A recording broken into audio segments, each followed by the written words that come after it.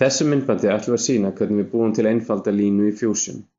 Við smellum á Sketch, smellum á Create Sketch, veljum vinnuflöt, smelti á vinnuflötinn, förum í flýtihnappinn eða förum hingað og ýtum á L.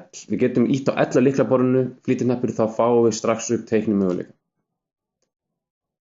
Ég ætla bara að byrja á því að smella einhvers staðar hérna á vinnuflötinn og búa til línuna. Ég get handskrifað inn með lyklaborðinu þá tölur sem ég vil að lengdin á línunni verði. Ég get líka ýtt á Tab og þá get ég breytt gráðunum og ýtt á Enter til þess að loka línunni. Ég held síðan áfram með því að smella hérna inn í hakið og þá get ég búið til hin ýmsu form. Ef ég held takkanum inni þá get ég búið til bogadregna línur.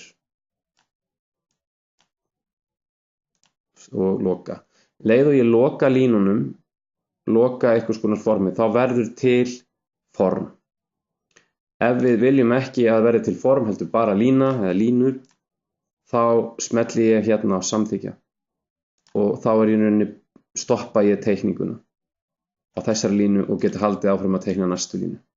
Allt sem við gerum eða teiknum getum við breytt. Við getum smellt á línunar, fært þær til, við getum smellt á punktana og fært þá til. Við getum líka bætt við, smellt í og haldið áfram að teikna.